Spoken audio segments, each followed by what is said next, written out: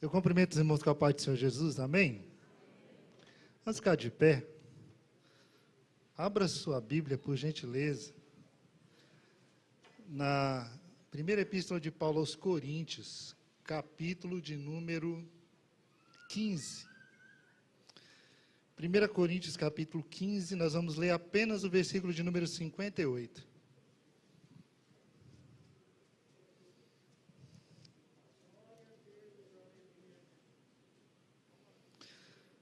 1 Coríntios, capítulo 15, a partir do versículo 58.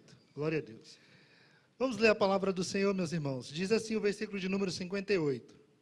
Portanto, meus amados irmãos, permanecei firmes, e que absolutamente nada vos abale. Dedicai-vos dia após dia à obra do Senhor, plenamente conscientes de que no Senhor todo o vosso trabalho jamais será improdutivo. Eu prefiro a outra tradução que diz assim: portanto, meus amados irmãos, sede firmes e constantes, sempre abundantes na obra do Senhor, sabendo que o vosso trabalho não é vão no Senhor. Podeis assentar, meu amado. Nós louvamos ao Senhor por esta noite, nós louvamos ao Senhor por essa oportunidade de estarmos na casa do Senhor, podemos participar deste culto de louvor e de adoração ao nome do Senhor, e mais que isso, podemos nessa noite trazer a palavra do Senhor e compartilhar com os irmãos. É uma alegria para nós nesta noite. Meus queridos, estamos começando o ano de 2021, e tenho certeza que 2020 foi um ano bem difícil para todo mundo, foi um ano bem difícil para nós todos, mas o Senhor nos deu vitória. O Senhor esteve conosco. A mão poderosa do Senhor esteve estendida sobre as nossas vidas e nos fez triunfar. Apesar de todos os problemas, de todas as intempéries, o Senhor nos ajudou. Até aqui nos ajudou o Senhor. E nessa noite, eu quero conversar com você sobre aquilo que Deus espera de mim e de você em 2021.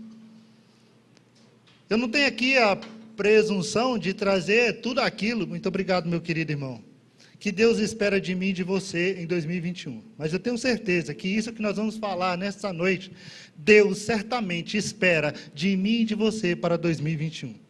Deus espera de mim e de você em 2021 que sejamos firmes, que sejamos constantes, que sejamos sempre abundantes em sua obra. Você entendeu isso? Diga glória a Deus. É isso que Deus quer de mim e de você. Queridos, a carta de Paulo aos Coríntios é bem interessante, porque a igreja em Corinto, ela é uma igreja bem sui generis, é uma igreja diferente, não é? Paulo, ele começa essa epístola lá no capítulo 1, falando exatamente da posição espiritual dessa igreja. Aqueles irmãos em Corinto, depois de terem ouvido o Evangelho, depois de terem recebido a palavra do Senhor, terem crido na mensagem salvadora do Evangelho, trazida através do apóstolo Paulo para aquela igreja, eles se tornaram a igreja de Deus. Paulo se refere a eles lá no capítulo 1, dizendo, a igreja de Deus que está em Corinto. E Paulo ainda vai mais longe, ele diz, aos santos chamados para a santificação. No momento em que aqueles irmãos entregaram suas vidas para Cristo, eles passaram a ser santos. A mesma coisa aconteceu comigo e com você. No momento em que você entregou sua vida para Cristo, você se torna santo.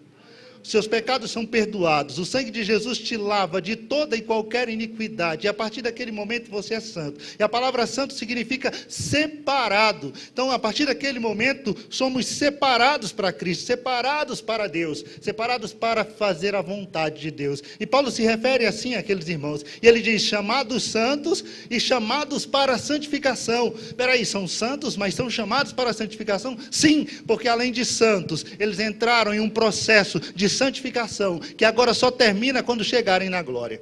E assim é comigo e com você. Fomos santificados no momento que nos convertemos e entramos no processo de santificação que é constante. Todos os dias nos santificando, nos separando do mundo, nos separando do pecado, daquilo que desagrada a Deus, para vivermos da forma como Deus quer, da forma como Deus se agrada. E Paulo ainda vai mais longe. Ele diz: são santos, são santificados e em tudo foram enriquecidos. Em tudo esses irmãos foram enriquecidos. Paulo chega a dizer que naquela igreja não faltava nenhum só dom espiritual.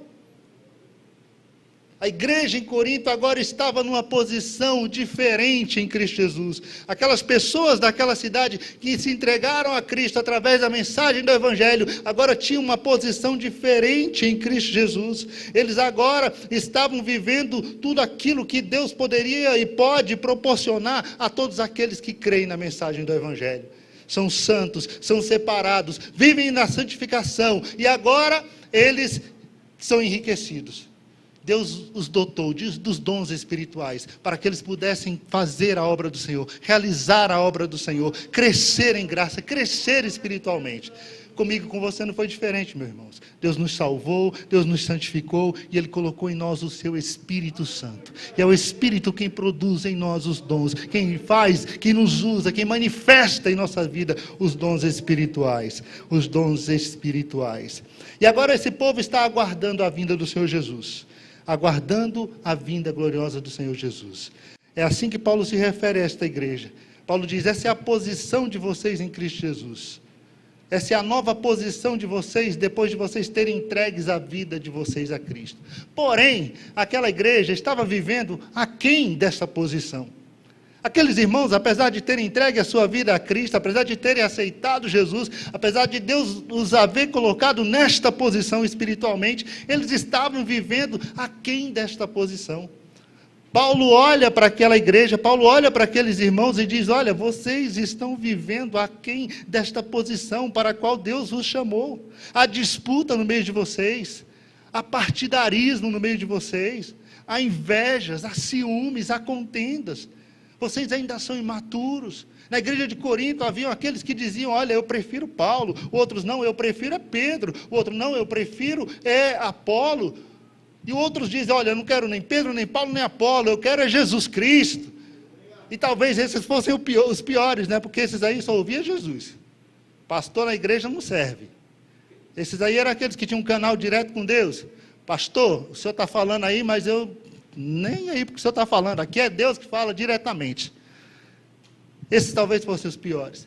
Mas havia partidarismo, haviam problemas no meio da igreja. E Paulo escreve essa carta exatamente para tratar esses problemas na igreja, tratar essas picuinhas, essas diferenças, trazer uma palavra para aquela igreja. E Paulo diz: olha, eu queria trazer até uma palavra mais forte para vocês, mas vocês ainda são meninos, então não dá para trazer um alimento mais sólido. Eu tenho que trazer um leitinho para vocês, tenho que trazer os primeiros rudimentos da fé para vocês. A igreja em Corinto, na igreja de Corinto, haviam muitas pessoas que ainda enfrentavam problemas com a imoralidade. Até porque a cidade de Corinto, ela era totalmente tomada por essa imoralidade. Corinto era um grande centro comercial, era uma grande rota comercial, era uma cidade por onde passavam pessoas de muitos lugares, era uma cidade muito grande, uma cidade com muitos deuses. Os gregos tinham muitos deuses, tinham muitos templos aos outros deuses, a vários deuses, melhor dizendo. E ali os cultos a esses deuses eram regados à prostituição. Haviam mais de 1000 prostitutas nos templos daqueles deuses para oferecerem sacrifícios àqueles deuses. De modo que a cidade era tomada por estas coisas. Paulo, quando escreve a sua carta aos Romanos, Paulo estava em Corinto. E há quem diga que, quando Paulo escreve o capítulo 1, ali a partir do versículo 18, quando ele começa a falar da degeneração humana, Paulo estava na sua janela, lá em Corinto, vendo a depravação daquela cidade. O povo em Corinto era muito afastado de Deus, era um povo muito inteligente, era um povo muito ligado à filosofia, mas totalmente distante do Senhor, da vontade de Deus. Mas aquela igreja estava ali, exatamente para fazer a diferença, mas muitas vezes a igreja acabava por sofrer a influência daquela comunidade, sofrer a influência daqueles que estavam ali ao seu redor. E Paulo então escreve aquela igreja para tratar dessas questões. Paulo amava aquela igreja de uma forma muito especial. Paulo amava tanto que Paulo chega a dizer para eles assim: olha, eu vou ser muito duro com vocês, eu estou sendo muito duro com vocês, mas é porque eu amo vocês. É porque eu vos amo. Vocês podem ter muitos tutores espiritualmente, mas pai, vocês não têm muito não. Porque fui eu quem gerei vocês. Eu gerei vocês espiritualmente. Então Paulo tinha um zelo, um cuidado especial por aquela igreja. Paulo ficou 1 ano e meio ali pregando o evangelho, ensinando aquelas pessoas acerca da palavra do Senhor, para fortalecer a fé daqueles irmãos. Foi um dos lugares onde Paulo permaneceu por mais tempo, foi ali em Corinto. Então, de sorte que Paulo tinha um carinho, um amor muito especial por aquela igreja. A igreja enfrentava problemas até na hora de fazer a ceia. Na hora de ministrar a ceia, tinha irmãos que enchiam a cara e achavam que a ceia do Senhor era para comer à vontade, para beber à vontade, enquanto o outro não comia nada. Paulo teve que até sobre essas coisas ensiná-los. Ali na igreja de Corinto haviam problemas, inclusive com os dons espirituais. Paulo tinha que ensiná-los acerca do uso dos dons espirituais. Havia problemas com aqueles que não acreditavam na ressurreição, que é o capítulo 15. E Paulo então vem tratar dessa questão, porque muitos ali, influenciados pela cultura grega, que era dualista e hedonista, passaram a não acreditar que existia ressurreição. Os mortos não vão ressuscitar, porque na cultura grega, na filosofia grega, o corpo, que é físico, não tem valor algum, não serve para nada. Só tem valor aquilo que é espiritual. O que é material, o que é físico, não importa. Deus não está preocupado com isso. Pelo contrário, o que é físico é ruim, não presta. Então, nesse corpo, essa matéria física, ela não presta. O que presta é o espírito. Então, quando o homem morre, ele se liberta desse corpo que não presta, para viver somente o espiritual, que é aquilo que interessa para Deus. Essa era a filosofia grega. Então eles falavam, para que Deus vai ressuscitar um corpo que não presta, uma matéria que é vil? E muitos, acreditando nessa filosofia, se entregavam ao hedonismo. Diziam, olha, o que se faz através deste corpo, não importa para Deus. Deus não está preocupado com esse corpo. Então vamos viver à vontade, vamos curtir a vida. E se entregavam à prostituição, aos prazeres, a tudo aquilo que não prestava, em busca do prazer. Mas Paulo chega no capítulo 15 e diz, isso não é verdade. A ressurreição é um fato. A ressurreição existe. Assim como Deus ressuscitou Jesus dentre os mortos, nós também um dia seremos ressuscitados. Nós também um dia seremos ressuscitados. Nós que somos do Senhor, nós que pertencemos ao Senhor, nós um dia seremos ressuscitados. E esse fato de crermos, de acreditarmos na ressurreição de Cristo, ele traz algumas implicações para a nossa vida. A primeira implicação que traz a nós é que não precisamos mais nos preocupar com a morte, não precisamos mais temer a morte, porque um dia nós vamos ressuscitar. Paulo, no capítulo 15, ele explica tudo acerca da ressurreição. Ele explica detalhes. Ele diz, olha, Jesus Cristo foi as primícias, o primeiro a ressuscitar, já ressuscitou. Depois vão ressuscitar aqueles que são de Cristo na sua vinda. Então, quando Jesus voltar, aqueles que morreram em Cristo ressuscitarão para uma nova vida. Então, não precisamos estar preocupados com medo da morte, porque um dia nós venceremos a morte e levantaremos e estaremos para sempre com o Senhor. E a morte não terá mais domínio nenhum sobre nós. A morte não terá domínio nenhum sobre as nossas vidas. Essa é a primeira implicação que traz o fato de nós crermos na ressurreição de Cristo. Essa ressurreição traz a nós que nós não mais precisamos estar preocupados com os sofrimentos. Porque muitas vezes nós estamos preocupados, nós sofremos tanto nesse mundo, nós sofremos tanto nessa vida. Passamos por tantas lutas, por tantos problemas. Paulo disse lá no versículo 45, se eu não me engano, ele disse assim, olha, se eu sofri, se a ressurreição não existe, todo o meu sofrimento lá em Éfeso foi em vão. Tudo que eu passei ali, toda a luta, todo o sofrimento que eu enfrentei ali, não teve valor algum. Para que sofrer? Se a ressurreição não existe, então vamos comer e beber e vamos morrer. Não tem o que fazer aqui. Se a nossa esperança em Cristo se resume só a esta vida, nós somos os mais miseráveis de todos os homens. Mas se a ressurreição existe, irmãos, vale a pena sofrer por amor a Cristo. Todo sofrimento por amor a Cristo vale a pena. Toda angústia, todo problema, toda dificuldade enfrentada no caminho da fé, nessa caminhada de fé, vale a pena. Porque um dia será recompensado. Paulo diz, olha, todo sofrimento e angústia, tudo isso não pode ser comparado ao peso da glória que para nós está reservado lá no céu. Não pode ser comparado. Então, se assim nós cremos, nós também alcançaremos todas essas vitórias. Então, Paulo chega aqui no versículo de número 58 e traz a conclusão para este capítulo de número 15.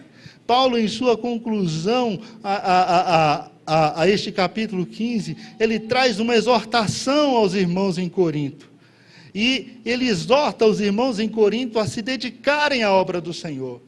Ele diz, agora que cremos que Cristo ressuscitou, e que nós também um dia ressuscitaremos, e estaremos para sempre com Ele, então nós devemos agora nos esforçar para vivermos e realizarmos a obra do Senhor. Pois em virtude da ressurreição de Cristo, nada do que fizermos aqui será em vão. Mais do que uma conclusão ao capítulo 15, esse versículo de número 58, ela é uma conclusão de toda essa epístola. São as últimas palavras do apóstolo trazendo recomendações espirituais àquela igreja, trazendo orientação espiritual àquela igreja. E ele diz exatamente assim, olha, sede firmes, ficai firmes.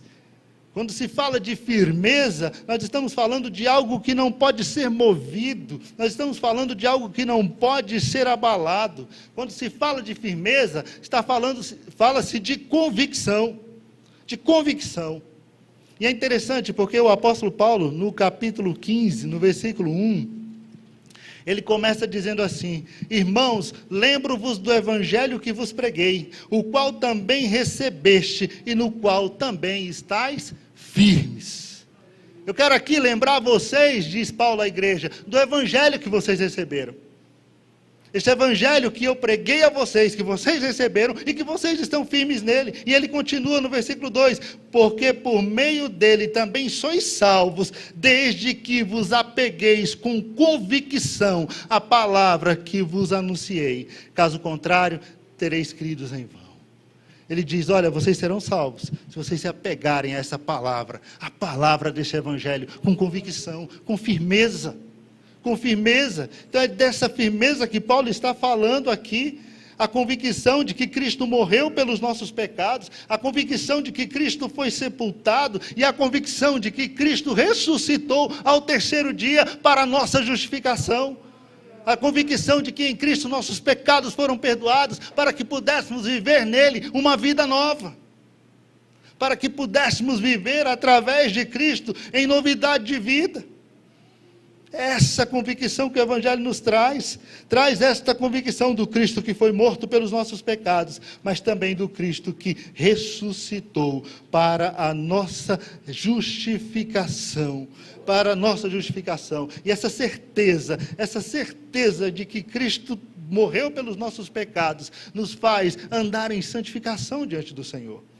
Porque nos faz entender que agora nós pertencemos a Ele, que agora nós somos de Cristo, que agora a nossa vida é do Senhor Jesus, nós pertencemos ao Senhor, e por pertencermos ao Senhor, nós temos que fazer morrer a nossa velha natureza. Quando ele escreve aos Efésios, aos Gálatas, lá no capítulo de número 5, ele diz assim, todos aqueles que são de Cristo crucificam a carne com as suas paixões e concupiscências. Então todos aqueles que se consideram de Cristo, ou que se entregaram a Cristo e que pertencem a Cristo, estes agora vivem uma vida santa, vivem uma vida de santidade, porque receberam a palavra do Evangelho, porque receberam a palavra da salvação, porque essa palavra está firme em nosso coração, essa certeza, essa convicção de que um dia fomos modificados, transformados pela pregação do Evangelho. Não somos mais quem nós éramos, essa palavra nos mudou, esse Evangelho nos transformou, e essa firmeza em nosso coração que nos faz viver em santidade.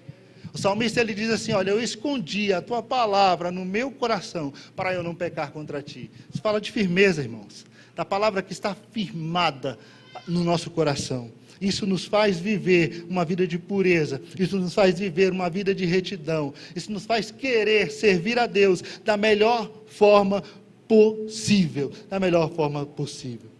Nós não vamos nos deixar levar por conversas tolas, por ensinos hereges, pelo contrário, vamos reter firme essa palavra em nosso coração, porque é através dela que nós somos salvos. Isso nos faz lembrar a palavra de Deus a Josué, no momento em que Josué assume o lugar de Moisés para conduzir o povo de Deus àquele deserto, já para entrar na terra prometida, já às portas da terra prometida. O Senhor disse para Josué lá no capítulo 1, versículo 7 e 8, tão somente esforça-te e tem muito bom ânimo, para teres o cuidado de fazer conforme toda a lei que o meu servo Moisés te ordenou. Dela não te desvies, nem para a direita, nem para a esquerda, para que prudentemente te conduzas por onde quer que andares. Não se aparte da tua boca o livro desta lei, antes medita nele dia e noite, para que tenhas o cuidado de fazer conforme tudo quanto nele está escrito, porque então farás prosperar o teu caminho e serás bem-sucedido. Você quer melhor que isso? É a palavra firmada no coração, é a certeza e a convicção de que o nosso Deus, Ele está conosco, e que nós somos dEle, e que nós pertencemos a Ele. É andar segundo a sua vontade, é andar segundo o seu propósito. Então, a primeira mensagem, a primeira exortação de Paulo àqueles irmãos era sede firmes, ficai firmes, tende essa palavra firmada em vosso coração. Ele diz, sede firmes e sede constantes, inabaláveis.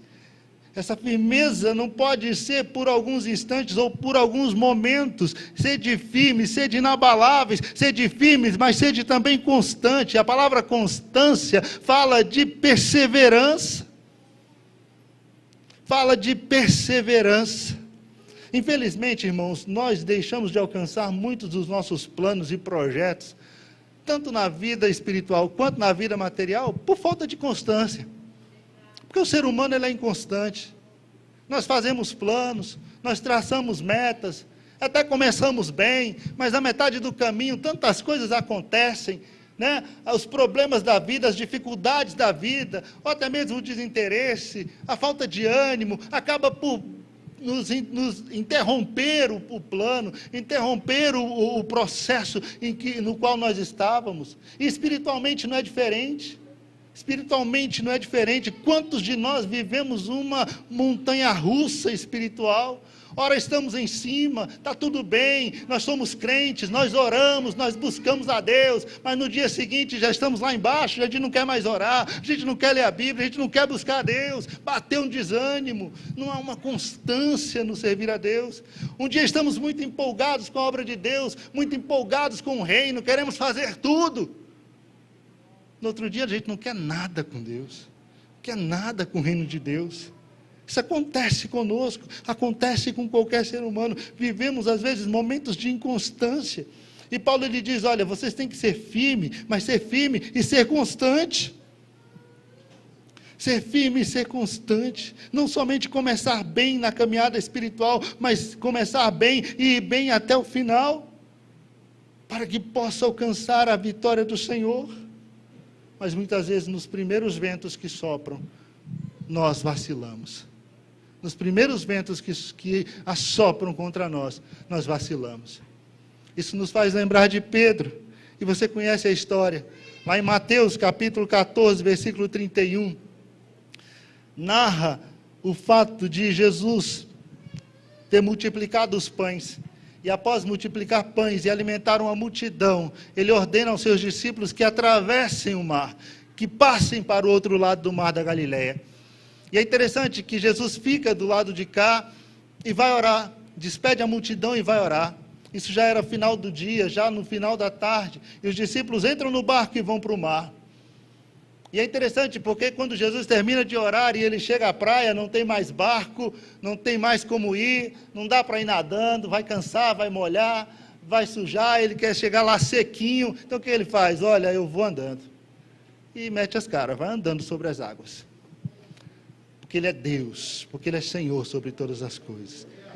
E é interessante que o Marco, quando narra essa história, ele diz assim, que Jesus, quando ele chega ali, ele sabe que os seus discípulos estão lá em alto mar, e que o vento ali é contrário, que eles estão enfrentando uma tempestade.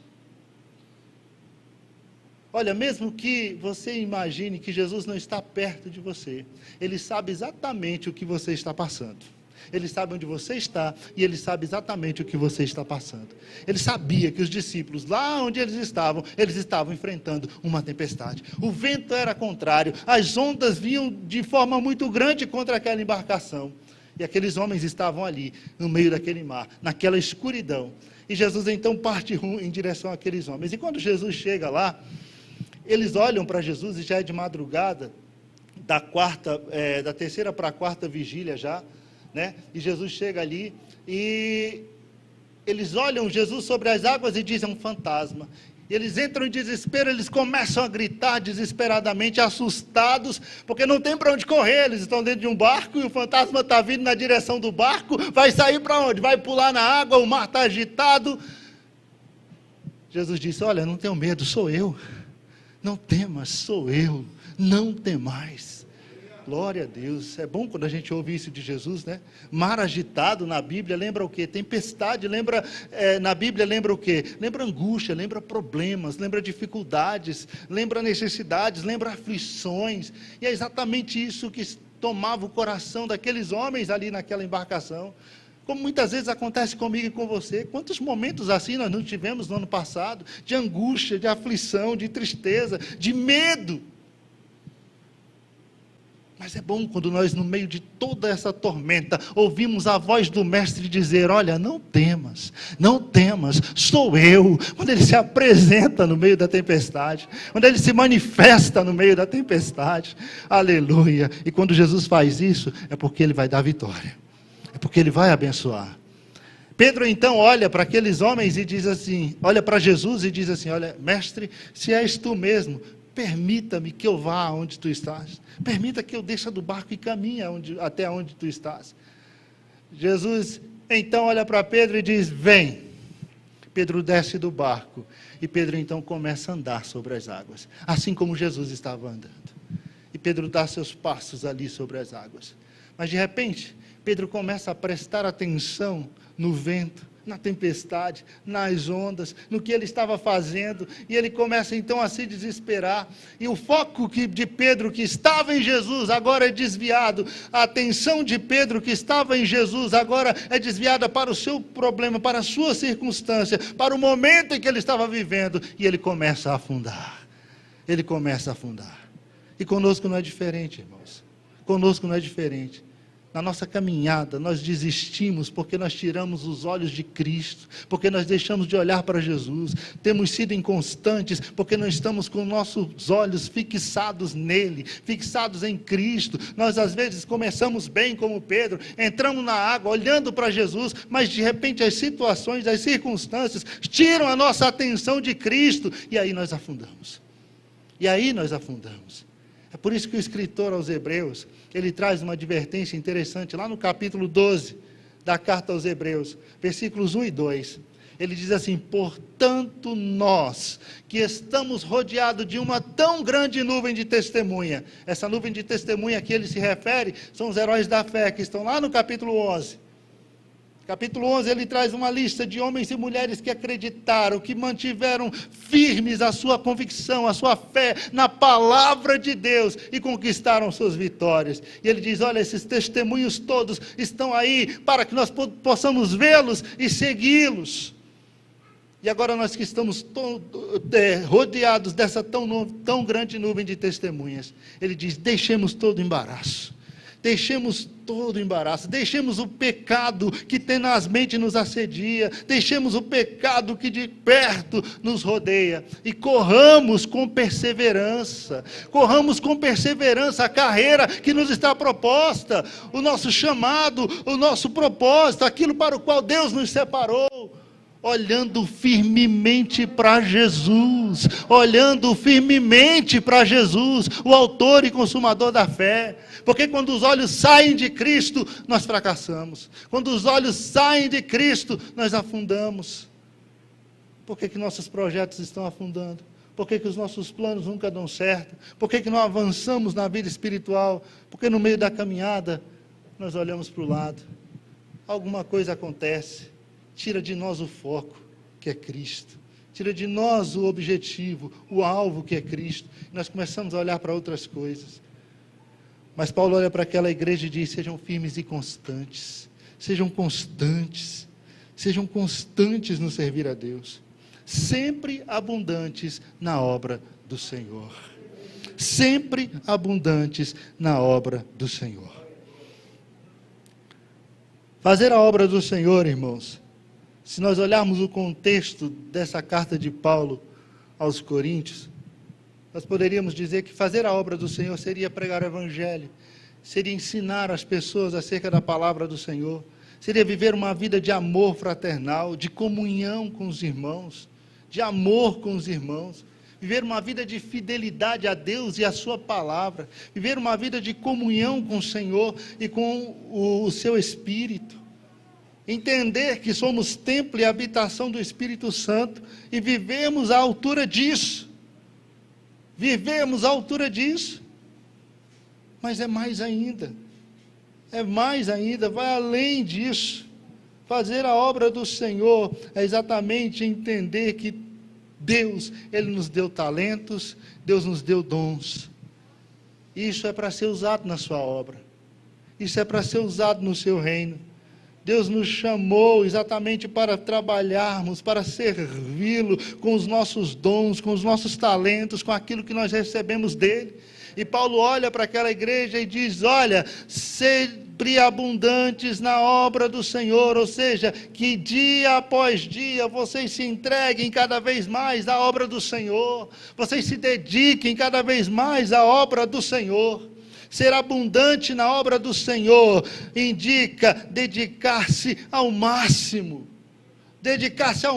em amor, dedicar-se ao máximo à pregação da palavra, dedicar-se ao máximo ao ensino da palavra, mas dedicar-se ao máximo ao teu chamado, aquilo que Deus colocou na tua mão, ao teu talento, ao dom que Deus te deu, ao propósito para o qual Deus te separou.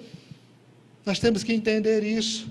Ser abundante na obra do Senhor é ter essa dedicação, é fazer para o Senhor e fazer da melhor forma possível. É fazer para Deus, mas fazer da melhor forma possível.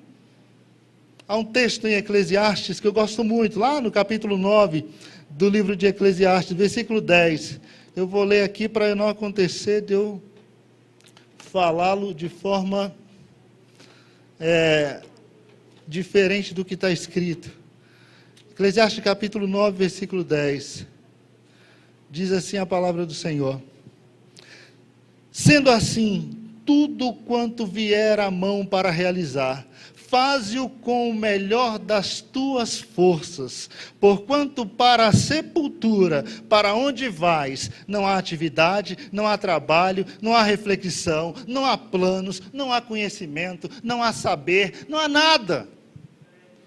O escritor aqui, ele está chamando a nossa atenção exatamente para o fato de, se veio à nossa mão para fazer, faça, mas faça da melhor forma possível. Isso diz respeito ao seu trabalho, isso diz respeito à sua escola, isso diz respeito à sua faculdade, à sua dedicação em casa, no seu lar, com sua família, o marido com a esposa com o marido, os filhos naquilo que tem que ser. Tudo que te vier à mão para fazer, faça-o conforme as tuas forças, ou seja, esforça-te para fazer da melhor forma possível.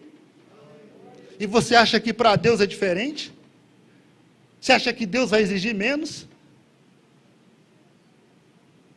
Tudo quanto vier à nossa mão para fazer para o Senhor, façamos com todas as nossas forças, nos dediquemos inteiramente à obra do Senhor. Temos que ser abundantes na obra do Senhor. É de fazer com o coração, é de se dedicar, é de se esforçar, é de se entregar para fazer. Porque na sepultura não tem como fazer.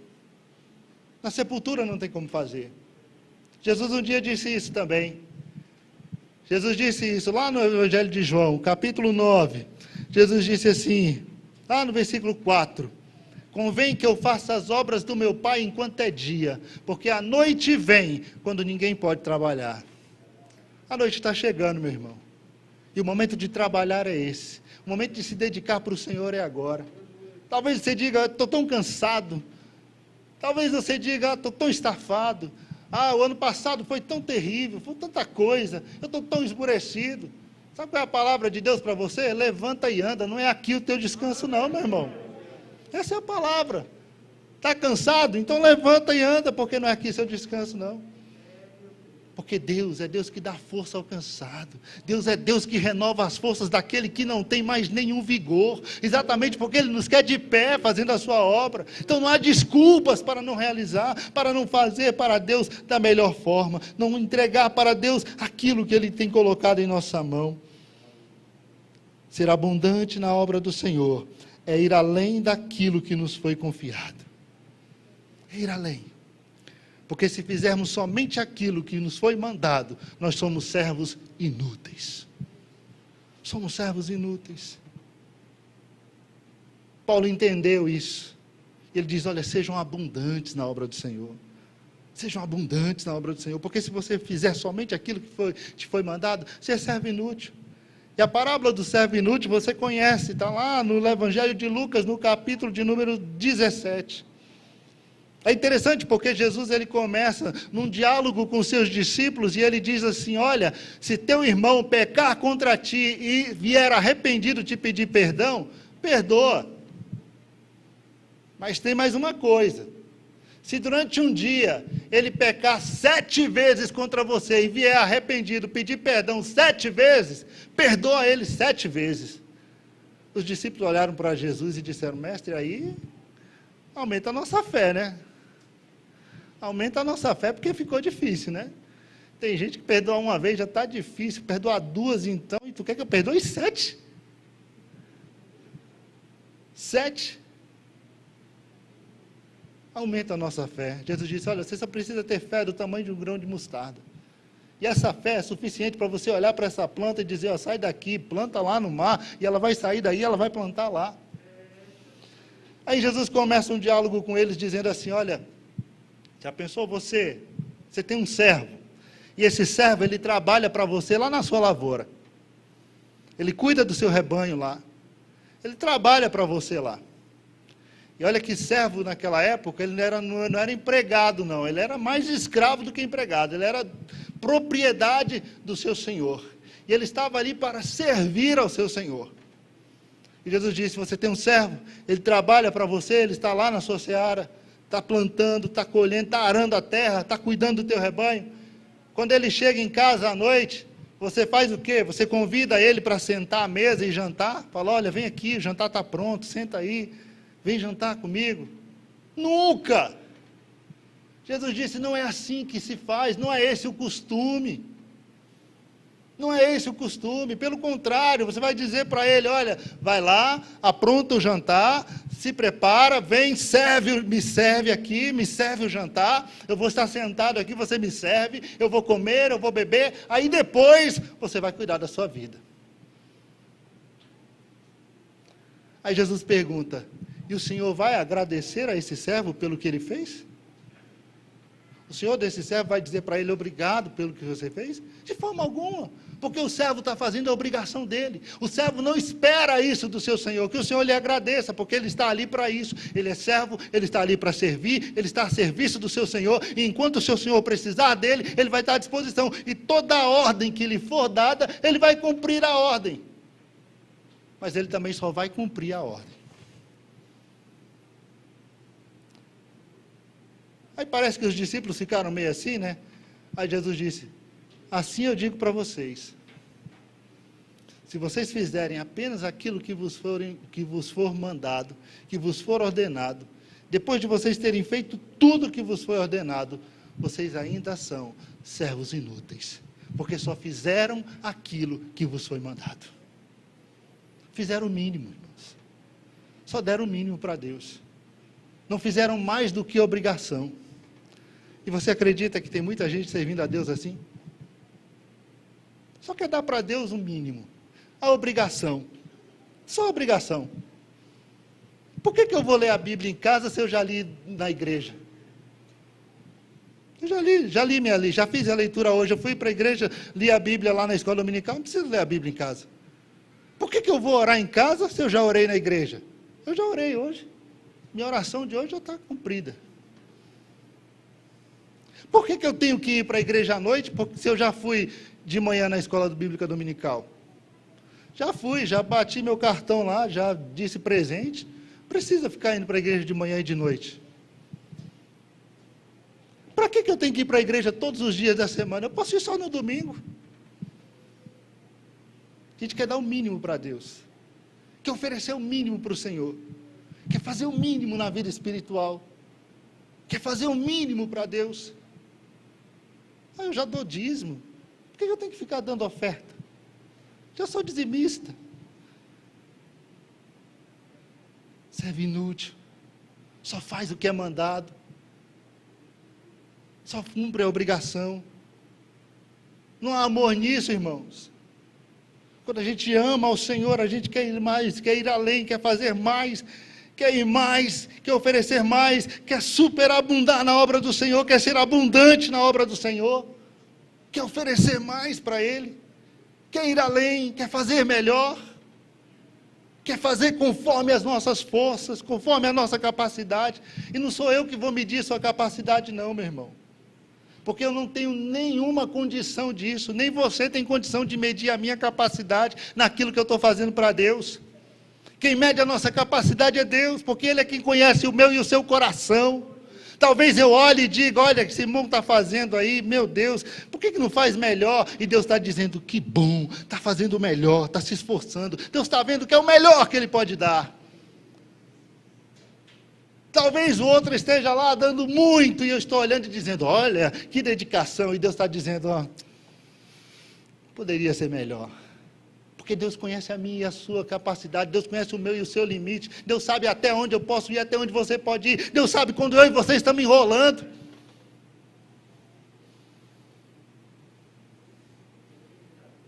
Serve inútil, só quero fazer a obrigação. Para ir para a igreja? Já fui. É para ler a Bíblia? Já li.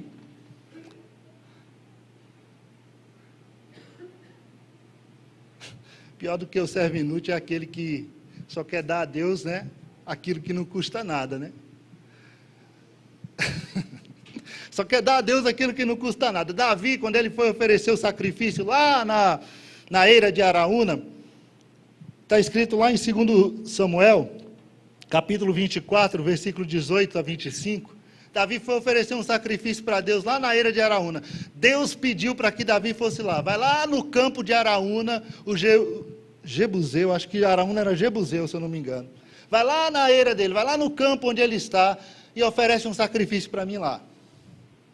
E Davi foi com seus servos lá para a eira de Araúna. Quando ele chega lá, Araúna vê Davi chegando, já se curva, meu rei, o senhor aqui, o que o senhor precisa, como posso atendê-lo? Ele falou, eu vim aqui oferecer sacrifício para Deus, mas eu vim comprar sua propriedade para isso. Araúna, não, comprar minha propriedade? Não precisa, tudo é teu, rei, tudo é teu, pega, tudo é teu, a terra é tua, olha, o gado é teu, olha, rei, aqui estão os carros de boi, quebra esses carros de boi, faz uma lenha, oferece o sacrifício, meu rei, tudo é teu, não precisa pagar nada. Davi olha para Araúna e diz assim, olha, eu quero pagar, e eu quero pagar o preço que é justo. Sabe por quê? Porque eu não posso oferecer a Deus sacrifício que não me custe nada.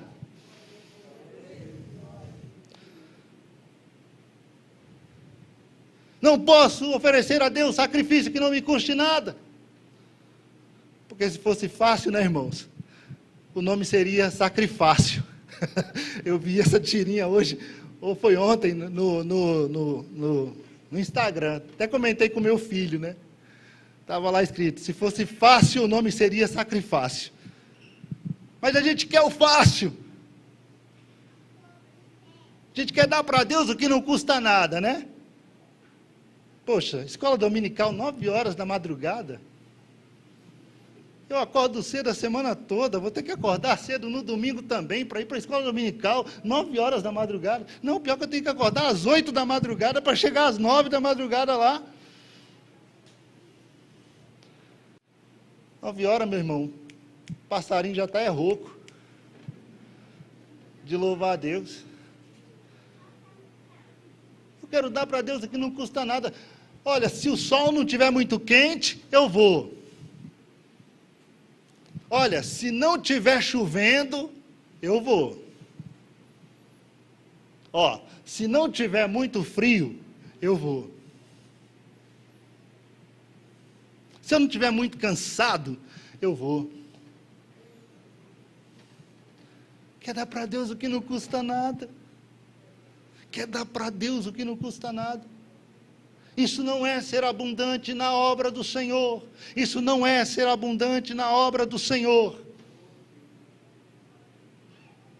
E Paulo diz: sede firmes, sede constantes, sede abundantes na obra do Senhor. Dê o teu melhor para Deus, faça da melhor forma para Ele, se entregue totalmente. Quando for fazer, faça da melhor forma possível.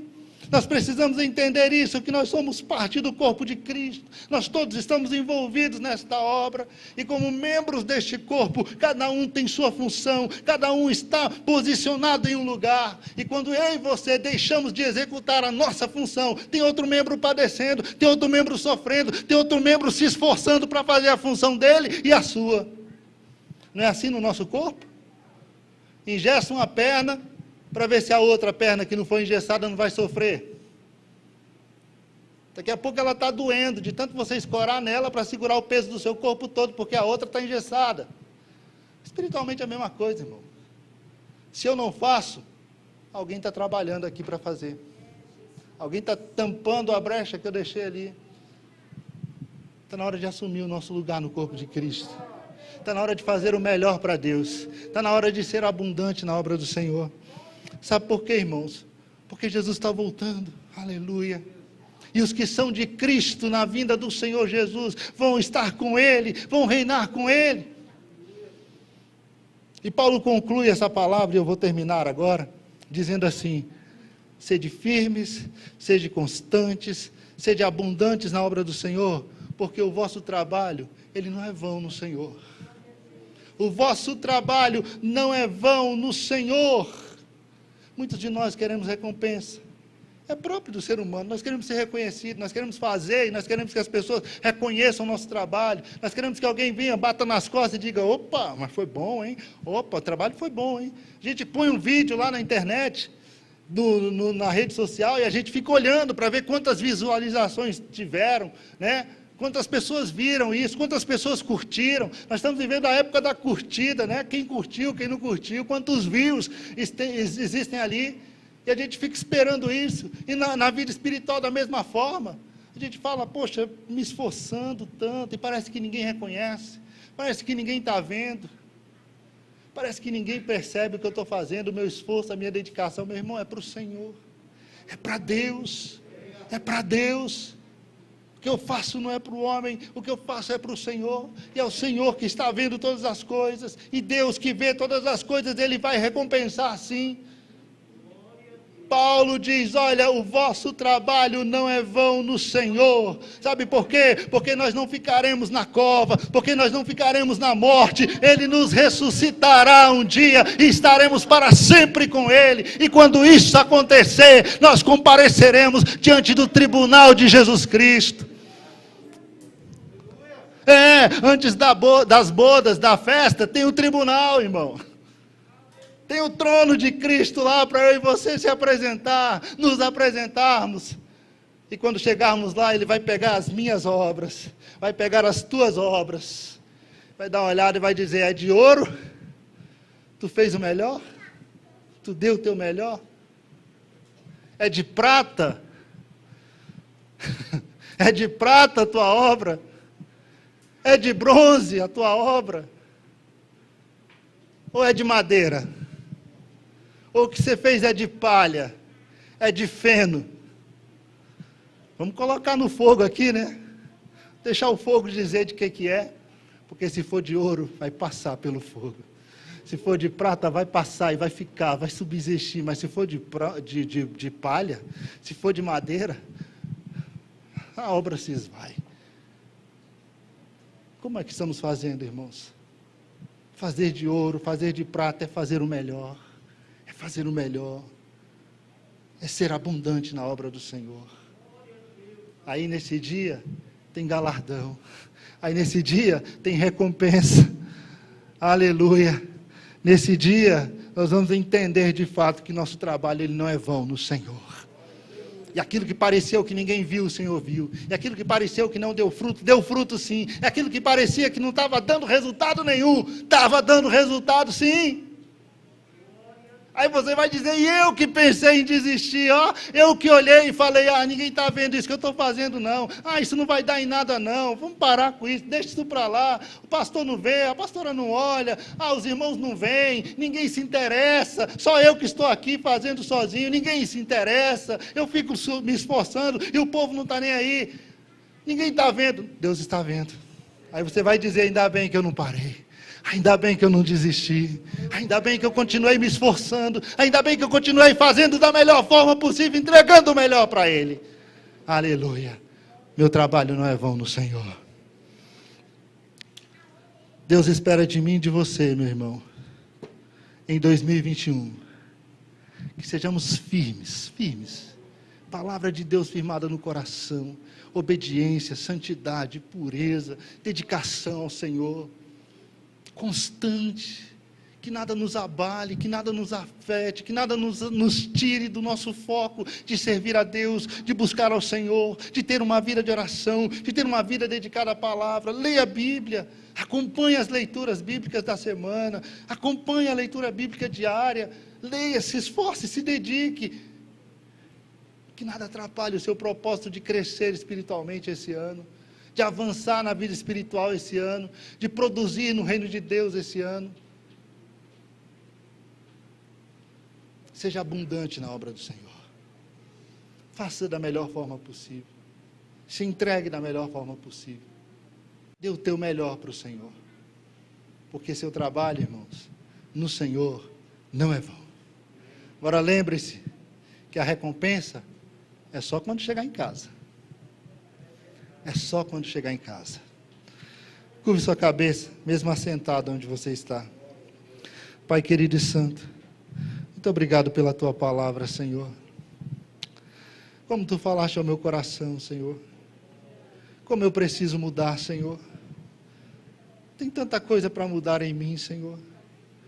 Me ajuda, Senhor. Me ajuda por tua graça, me ajuda por tua misericórdia. Me ajuda a me manter firme, Senhor. Firme em tua palavra, Senhor. Firme, Senhor amado, em te servir, em fazer a tua vontade, em fugir do pecado, em fugir das concupiscências carnais que combatem contra a minha alma. Firme, ó Deus amado, em ter uma vida santa diante de ti. Me ajuda a manter-me firme, Senhor. Me ajuda a ser constante, Senhor. Ó Deus, como eu tenho sido inconstante, Deus. Ó Deus, como eu tenho sido inconstante no servir a Ti, mas me perdoa, Senhor. Não deixe eu continuar desta forma. Me ajude a ser firme, a ser constante, Senhor. Me ajuda a ser abundante na Tua obra, a fazer da melhor forma possível, ser um bom marido, ser um bom pai, ser um bom amigo, Deus amado, ser um bom servidor, ser um bom funcionário no meu trabalho. Ó Deus, me ajuda, transforma a minha vida conforme a Tua palavra, que este ano de 2021, ó Deus, seja um ano, ó Deus amado, de crescimento em minha vida, que eu possa investir muito mais no Teu reino, muito mais, ó Deus amado, no serviço do Senhor, e faz o mesmo na vida dos meus irmãos que estão me ouvindo agora, Senhor, que estão me ouvindo aqui na igreja, que estão me ouvindo em casa, faz o mesmo na vida de cada um. Tu és o nosso Deus, nós esperamos em Ti, Senhor, nós confiamos em Ti. Ó Deus, nós confiamos na Tua misericórdia, nós confiamos no Teu amor, Senhor. Transforma-nos, muda-nos, faz-nos entender o Teu chamado, o Teu propósito na nossa vida. Tira-nos desse comodismo, tira-nos desse marasmo, levanta-nos, Deus, tira de nós o cansaço, renova as nossas forças, Deus, renova o nosso ânimo, Pai, para que possamos realizar a Tua obra. Ó Deus, a Tua vinda se aproxima, o momento glorioso da Tua vinda, e nós não queremos, ó Deus, ser achados como servos inúteis. Ó Deus amado, não queremos ser achados assim. Compadece-te de nós por Tua misericórdia, ó Deus, em nome de Jesus. Amém, amém. Deus abençoe os irmãos, muito obrigado pela oportunidade.